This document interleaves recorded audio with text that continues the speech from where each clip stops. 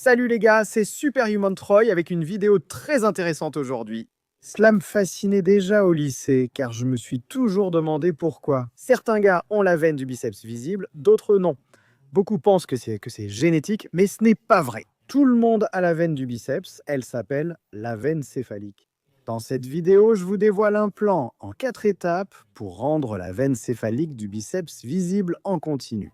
Voici 7 exercices uniques pour les biceps. Une petite astuce avec le sodium, le potassium et l'eau, ainsi que ce que votre pré-entraînement devrait contenir, et aussi le taux de masse grasse idéal.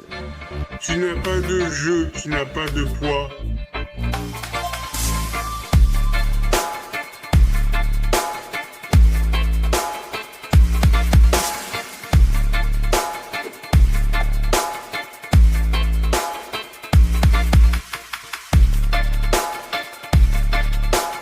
Donc regardons simplement l'anatomie humaine de base. Si vous regardez la structure des veines, nous avons ce qu'on appelle les veines superficielles, qui sont très proches de la surface, et nous avons aussi ces veines profondes. La veine céphalique du biceps est une veine superficielle visible sous la peau. Donc si vous ne l'avez pas, cela signifie qu'il y a deux choses qui se passent. A, soit votre biceps manque de muscles pour faire ressortir la veine, soit B, votre masse grasse n'est pas assez basse. Je vais dire trois choses. Vous pourriez avoir beaucoup de liquide entre la peau et le muscle, donc nous allons vous montrer une astuce avec le sodium, le potassium et l'eau. Mais tout le monde a cette veine superficielle. Abonnez-vous car chaque jour, nous publions une nouvelle vidéo sur la définition musculaire, l'esthétique ou du divertissement. Abonnez-vous et activez la cloche pour que YouTube vous avertisse par mail qu'il est temps de se découper. Si vous faites cela, nous vous enverrons un lionceau féroce chez vous. Première étape, découvrons l'entraînement idéal pour faire ressortir la veine du biceps. Et cela va être une combinaison d'entraînement du brachial et d'entraînement du pic du biceps. Le brachial se trouve en fait sous votre biceps, et plus votre brachial est développé, plus il va pousser le biceps vers l'extérieur et faire ressortir cette veine céphalique à la surface. Le pic du biceps correspond à sa courte portion qui donne sa hauteur au muscle. Ainsi, combiner l'entraînement du brachial et du pic du biceps est votre meilleure option. Je vais vous présenter 7 exercices uniques qui concentreront au maximum l'attention sur le pic du biceps brachial. Tu n'as aucun jeu. Donc le premier exercice, ce sont les curls Zottman avec un accent sur le brachial. Mettre les paumes vers le bas et placer les biceps dans une position de faiblesse va étirer le brachial. Excellente combinaison de paumes vers le bas en excentrique. Les curls Zottman impliquent une rotation continue du poignet. Donc vos paumes sensibles sont vers le bas aussi bien pendant la phase concentrique que la phase excentrique des répétitions. Nous avons aussi le biceps incliné et des haltères proches, ce qui permet de cibler le sommet du biceps avec une prise serrée. C'est une excellente combinaison pour le brachial et le sommet du biceps. Le prochain exercice, axé sur la prise de masse, est intéressant. Le half drag à la Smith Machine est un mélange entre un curl à mi-parcours et un drag curl. Mais en utilisant la Smith Machine, tu parviens à créer une vraie connexion esprit-muscle et à maintenir une tension continue sur tes biceps. Pour les 4 à 6 dernières répétitions quand tu es fatigué, rapproche tes mains pour cibler le sommet du biceps. C'est un exercice idéal pour sculpter les biceps et faire ressortir la veine. Ensuite, nous avons la torsion avec haltère pour le brachial. Encore une fois, il suffit de faire pivoter les poignets et de mettre les paumes vers le bas, ce qui place les biceps dans une position de faiblesse. Celui-ci est vraiment bon à faire quand vous êtes déjà fatigué, donc quand vos biceps et votre brachial sont déjà fatigués. Faites-le entre les séries, pas besoin de charge lourde, prenez des haltères de 5 ou 7 kg et effectuez la rotation complète. Tournez et maintenez en bas lorsque vos paumes sont vers le bas, et vous allez vraiment sentir une excellente congestion du brachial.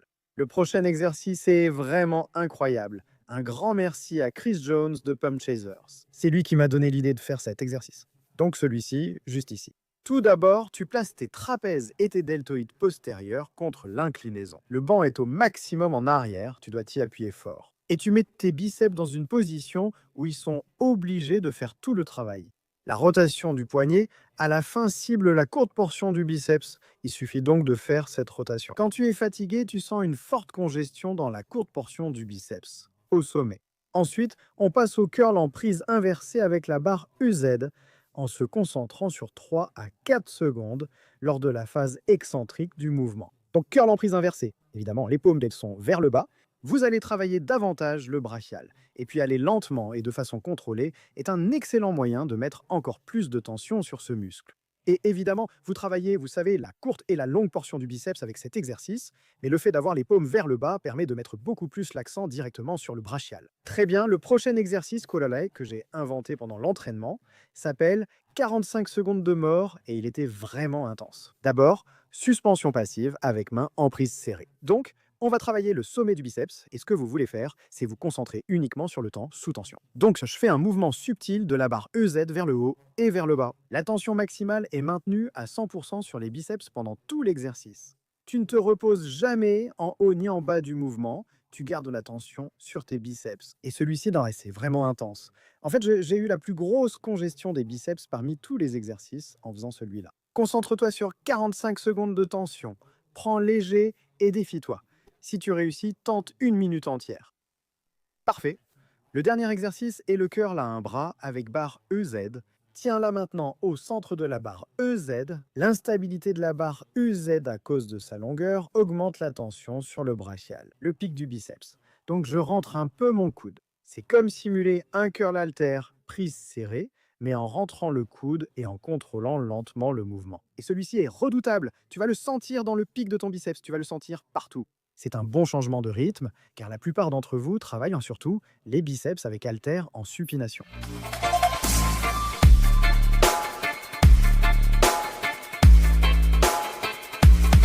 Très bien les gars, c'est super important. On va aborder quelques astuces alimentaires pour la veine du biceps et une vascularisation complète. Donc première étape, 1 à 2 gallons d'eau chaque jour au minimum. En fait, plus vous buvez d'eau, moins vous allez en retenir.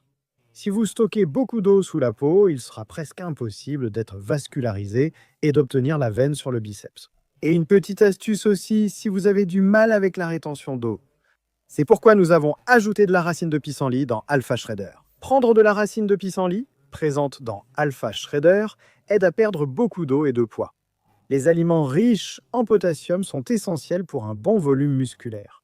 Maintenant, quand vos muscles sont vraiment épuisés non seulement en eau, mais aussi en potassium, vous allez paraître vraiment plat. Manger des aliments riches en potassium chaque jour aide à avoir une apparence plus pleine. Les meilleurs aliments riches en potassium sont les pommes de terre, patates douces, avocats et champignons. Je vais afficher à l'écran une liste de tous les meilleurs aliments riches en potassium dès maintenant. Donc, manger simplement 3 ou 4 de ces aliments chaque jour va vraiment vous donner un grand avantage. Et ça va rendre vos muscles beaucoup plus pleins, ce qui va pousser cette veine céphalique vers la surface. Ensuite, le sodium est essentiel pour donner à vos muscles un aspect plein et optimiser congestion et vascularisation à la salle. Maintenant, la meilleure forme de sodium sera le sel rose de l'Himalaya. Celui-ci possède tous les bienfaits pour la santé. Ajoutez-le à votre repas avant l'entraînement pour une congestion incroyable à la salle. Moi, j'adore ça. La situation idéale, c'est qu'il vous faut assez de sodium, mais vous ne pouvez pas en avoir trop. Donc, si vous ajoutez simplement du sel rose de l'Himalaya naturel à votre nourriture chaque jour et que vous évitez autant que possible le sodium ajouté et le sodium transformé, vous serez dans une situation idéale. Évitez la charcuterie, le bœuf séché et les noix salées, cela aidera vraiment. Ensuite, l'étape 4 concerne les acides aminés zinc, magnésium, aspartate et les électrolytes pour une récupération optimale le soir.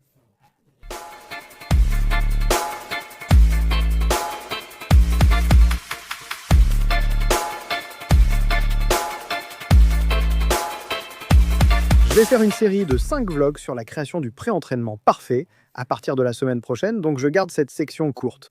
Mais vous voulez avoir des ingrédients essentiels pour le pré-entraînement afin d'obtenir ces congestions musculaires intenses. Numéro 1, la L-citrulline malate. Il vous en faut au moins 8 grammes. C'est essentiellement le précurseur de l'oxyde nitrique qui va forcer plus de sang et d'oxygène dans vos muscles en action. Hydromaxglycérine. C'est crucial. Vous aurez d'incroyables congestions et vos muscles seront mieux remplis. Et la glycérine est un ingrédient très sous-estimé qui n'est pas présent dans la plupart des pré-entraînements. La taurine aide à attirer l'eau dans les muscles, augmentant la congestion et agit bien avec les 2 autres ingrédients cités.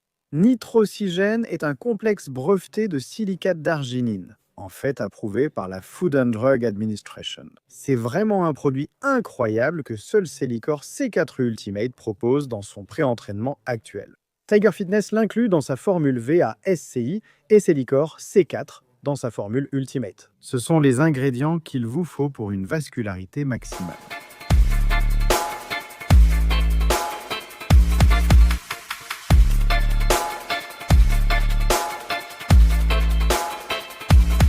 Passons à la dernière partie, le pourcentage de masse grasse idéal pour voir la veine du biceps. Bonne nouvelle, il n'est pas nécessaire d'être très sec pour voir la veine du biceps en permanence. En regardant certaines photos de moi ici, je dirais que j'ai actuellement entre 9 et 10% de masse grasse. Mais si vous êtes comme moi, il y a de fortes chances que vos bras s'affinent beaucoup plus vite que par exemple vos abdominaux et le bas de votre dos.